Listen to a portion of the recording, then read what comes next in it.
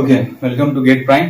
तो इससे पहले वाली क्लास में हम लोग डिस्कस कर चुके हैं कि इम्पल्स रिस्पांस के ऊपर क्वेश्चंस कैसा आएगा। ठीक है, मतलब question based on impulse response दोनों केस हमने देख लिया था, आउटपुट भी निकाल लिया था और एक क्वेश्चन में हमने इम्पल्स रिस्पांस भी निकाल लिया था। ठीक है, तो अब हम लोग क्या करेंगे कि हम लोग अब पढ़ेंगे 5वां नंबर पॉइंट एलटीआई सिस्टम का, जिसमें मैंने आपको बताया था कि आपको पढ़ना है एलटीआई सिस्टम के कंडीशंस कि कैसे एलटीआई सिस्टम स्टैटिक होगा या फिर डायनामिक होगा। ठीक है, इस बात को हमको क्या करना है, पढ़ना है।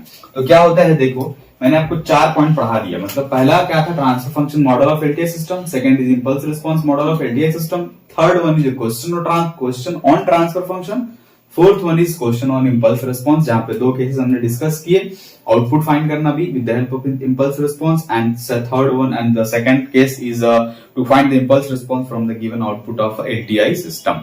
ओके, तो condition of LTI system to be static क्या होगा, देखते हैं। थोड़ा आपने तो पहले से पढ़ रखा है स्टैटिक डायनामिक कंडीशन, तो उसको भूल जाओ, वो चीज यहाँ पे नहीं अप्लाई होगा। जो तुमने पढ़ा हुआ था सिस्टम की प्रॉपर्टीज में कि किस मतलब सिस्टम प्रॉपर्टीज में पढ़ा था कि स्टैटिक और डायनामिक कैसे होगा, वो चीज नहीं है। ये एलटीआई सिस्टम के लिए अलग कंडीशन होगा, हम लोग देखेंगे। ठीक है, लेकिन दोनों का बेस क्या होगा ना, दोनों का बेस होगा फर्स्ट और सेकंड नंबर पॉइंट। मतलब स्टैटिक डायनामिक को भी फाइंड करने के लिए क्या करना पड़ेगा, आपको ट्रांसफर फंक्शन पता होना चाहिए, ट्रांसफर फंक्शन मॉडल, और दूसरा इंपल्स रिस्पांस मॉडल के ही हेल्प से हम लोग क्या स्टैटिक डायनामिक को डिस्कस करने वाले हैं यहाँ पे। ठीक है, इसमें कोई दूसरा चीज नहीं होगा, बट कंडीशन को थोड़ा समझ लेते हैं कैसे करेंगे हम उस चीज को। देखते हैं कि conditions of LTI system to be static के लिए यहाँ पे देखो, यहाँ पे y of T is equal to दे रखा है x ऑफ टी। मतलब फिर से वही कहानी, ये क्या है, आपका आउटपुट है और ये आपका क्या है, एक इनपुट है। ठीक है, उसके साथ एक कांस्टेंट का मल्टीप्लिकेशन हो रहा है, that constant is k, nothing but k। Okay, now you have to remove that y of T by h of T. हमने क्या किया, y ऑफ टी को h ऑफ टी से रिमूव कर दिया।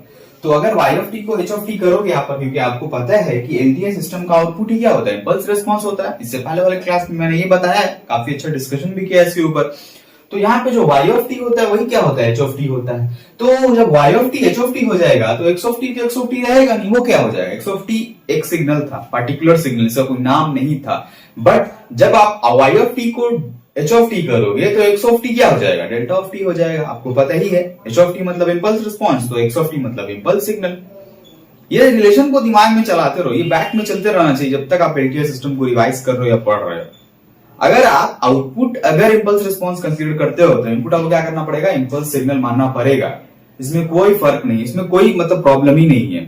ठीक है, तो अगर आपने y ऑफ टी को h ऑफ टी से रिमूव किया तो x ऑफ टी को क्या करोगे, आप डेल्टा ऑफ टी करोगे। इसमें तो कोई शक वाली बात नहीं है, कर देते हैं, फिर कर दिया हमने। ठीक है, h of T is equal to क्या हुआ, k into delta of T हो गया। k क्या है, कांस्टेंट है, इसके ऊपर डिस्कशन नहीं करना है।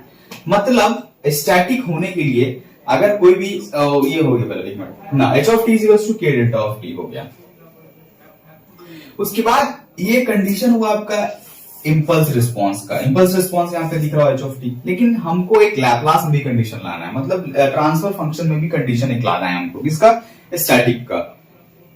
ये कंडीशन नंबर 1 है, इसको क्या लिख लो, कन्वीनियंस के लिए आप इसको कंडीशन नंबर 1 लिख सकते हो। कंडीशन नंबर 1 होता है। ठीक है, h of T is equal to k into delta of T हो गया, ये बात समझ में है। उसके बाद अगर आप इस h ऑफ टी पे अगर आप इस टाइम डोमेन को फ्रीक्वेंसी डोमेन में ट्रांसफर करोगे तो क्या करना पड़ता है, आपको पता ही है, लैपलास ट्रांसफॉर्म लगाना पड़ता है। लगा देते हैं हम लोग, लगाएं, लगाने के बाद प्रूफ की जरूरत नहीं है इसलिए मैं डायरेक्ट बता रहा हूं। लगाने के बाद आपको आ रहा है h of s is equal to k के बराबर। मतलब h ऑफ टी जो था, मतलब h ऑफ टी जो इंपल्स रिस्पांस था वो आ रहा था आपका k into delta of T के बराबर। यहाँ पे h ऑफ s जो आ रहा है वो क्या आ रहा है आपका, कांस्टेंट के बराबर, सिर्फ k के बराबर। ये क्या है, आपका ट्रांसफर फंक्शन मॉडल हो गया। कंडीशन 2 मान लो इसको, कंडीशन नंबर 2 हो गया। ट्रांसफर फंक्शन मॉडल होता है कैपिटल H ऑफ s, पता है ट्रांसफर फंक्शन बोलते ही है उसको। कैसे आता है, लैपलास ट्रांसफॉर्म की मदद से। कब, जब t को इसमें चेंज करना होगा तब। तो इसको देखो, तो ये चीज हो गया आपका थ्योरेटिकल पॉइंट। अब अभी तक आपने स्टैटिक और डायनामिक के बारे में कुछ नहीं पढ़ा है, आपने बस आउटपुट को क्या किया है, एलटीआई सिस्टम के आउटपुट को आपने इंपल्स रिस्पांस के फॉर्म में और ट्रांसफर फंक्शन के फॉर्म में आपने कन्वर्ट किया। मैंने अभी स्टैटिक डायनामिक का बात ही नहीं किया, अब करेंगे स्टैटिक डायनामिक का बात। देखो कैसे करते हैं। अगर आपको कोई सिस्टम, एलटीआई सिस्टम को स्टैटिक कहना है, if you have to call that particular LTI system to be static in nature, then impulse response आया का मतलब होता है impulse response. Impulse response should be at origin, मतलब इंपल्स रिस्पॉन्स कहां पे होना चाहिए? ओरिजिन पे होना चाहिए। यहाँ पे यूनिट इंपल्स की बात नहीं की है उसने। इंपल्स रिस्पॉन्स, इंपल्स सिग्नल भी बोल सकते हैं, impulse signal should be at origin हो सकता है, ठीक है। इंपल्स सिग्नल से लिख लो, ज्यादा बेटर रहेगा। इंपल्स सिग्नल की फर्क होता है ना, impulse signal should be at origin होना चाहिए। अब इंपल्स सिग्नल और इंपल्स रिस्पॉन्स में तो फर्क है। तो इंपल्स सिग्नल आपका क्या होना चाहिए? ओरिजिन पे, मतलब डेल्टा ऑफ टी, यानी कि यहाँ पे एक भी हो सकता है, दो भी हो सकता है, कुछ भी हो सकता है। यहाँ पे वन यूनिट की बात नहीं की है, सिर्फ इंपल्स रिस्पॉन्स का ओरिजिन पे, मतलब टी के बाद टी माइनस जीरो होना चाहिए, टी के बाद +1 नहीं होना चाहिए, +2 नहीं होना चाहिए, +3 नहीं होना चाहिए, +4 नहीं होना चाहिए, ये नहीं होना चाहिए। ओरिजिन का मतलब यही होता है। अगर आप इस पर्टिकुलर स्टैटिक के पॉइंट का अगर ग्राफिकल मेथड देखोगे तो कुछ ये होगा ना, ये होगा कि नहीं होगा? कैसे नहीं होगा?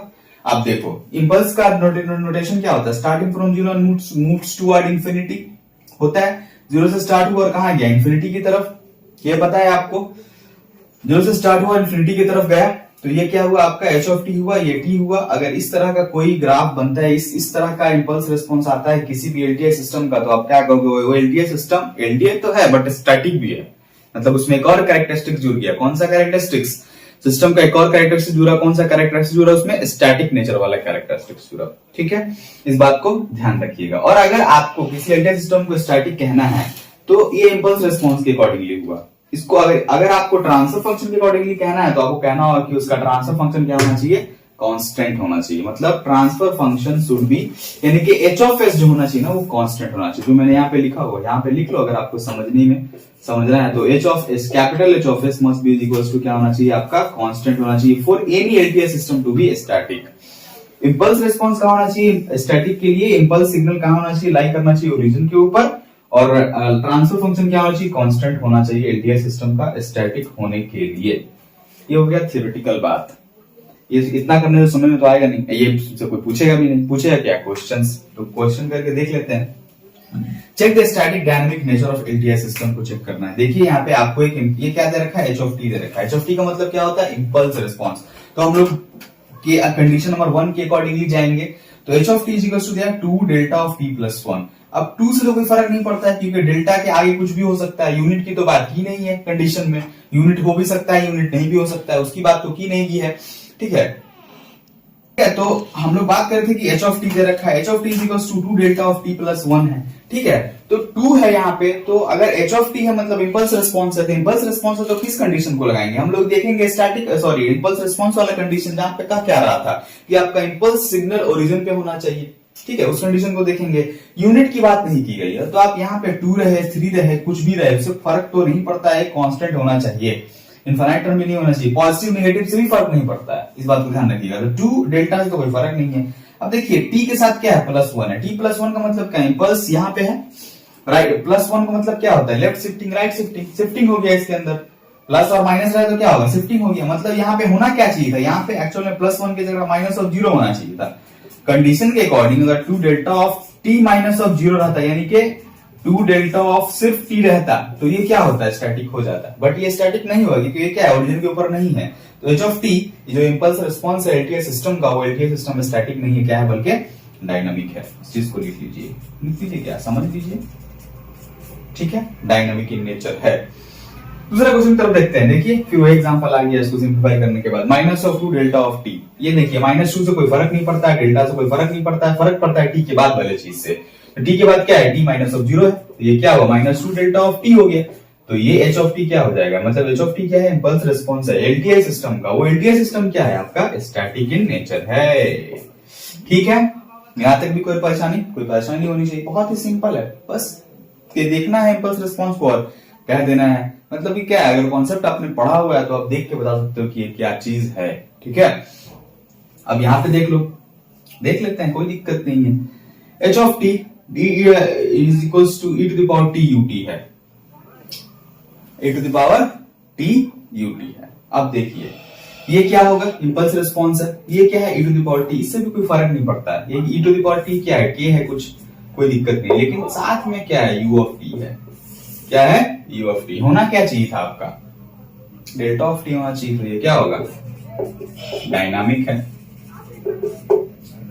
अब देखिए H of S is equal to minus of two, H of S equal to minus two मतलब ये कैपिटल एच ऑफ एस है, मतलब ये क्या है, ट्रांसफर फंक्शन है, is equal to minus of two है, ट्रांसफर फंक्शन है। ट्रांसफर फंक्शन के लिए क्या बोले थे कंडीशन, कि वो क्या, transfer function is equal to constant होगा, तभी वो सिस्टम एलटीआई सिस्टम स्टैटिक होगा। तो ये कांस्टेंट है कि नहीं है, टू इज इक्वल टू तो कांस्टेंट ही हो तो होता है, तो ये क्या हो जाएगा आपका स्टैटिक, ठीक, कांस्टेंट है तो स्टैटिक होगा। अगर माइनस ऑफ एक्स टी रहता तो ये डायनेमिक होता, कुछ भी रहता अलग तो। एग्जांपल, ये लास्ट एग्जांपल देखिए, H of S is equal to 1 by S plus 1, ये देखिए ये क्या कांस्टेंट है, क्या ये क्या है आपका ट्रांसफर फंक्शन है, तो transfer function H of S, condition क्या है, ट्रांसफर फंक्शन अगर एलटीआई सिस्टम का दिया हुआ होगा तो आपको क्या चेक करना है कि वो कांस्टेंट के बराबर है नहीं है, तो ये नहीं बराबर है कांस्टेंट के मेरे भाई। तो h of s is just a transfer function of LTI system, but that particular LTI system is dynamic in nature. क्या होगा, डायनामिक इन नेचर। तो ये काफी इजी कॉन्सेप्ट था स्टैटिक और डायनामिक एलटीआई सिस्टम के ऊपर, जो आपको समझ में आना चाहिए। इसमें कुछ ज्यादा कुछ करना नहीं था, बस आपको एक चीज ध्यान रखना था। पहला चीज क्या ध्यान रखना था, first thing is to static होने के लिए इंपल्स रिस्पॉन्स, दो कंडीशन था यहाँ पे, एक इंपल्स रिस्पॉन्स का कंडीशन, एक था आपका ट्रांसफर फंक्शन का कंडीशन। इंपल्स रिस्पॉन्स का कंडीशन में क्या था कि आपको इंपल्स रिस्पॉन्स में जो इंपल्स सिग्नल होता है वो ओरिजिन पे होना चाहिए, पहला कंडीशन। दूसरा क्या था, अगर आपने ट्रांसफर फंक्शन मॉडल के अकॉर्डिंगली आपको चेक करना है तो आपको transfer function of that particular LTI system should be constant होना चाहिए। अगर आपको ये दो बात समझ में आती है तो आपके लिए स्टैटिक डायनामिक फाइंड करना काफी ज्यादा इजी हो जाएगा, ठीक है। So that's all about today's class. We will meet in tomorrow मिलते हैं हम लोग अलग कॉन्सेप्ट के साथ। तब तक के लिए कोई प्रॉब्लम हो तो आप पूछते रहिएगा, ठीक है। चलिए, थैंक यू।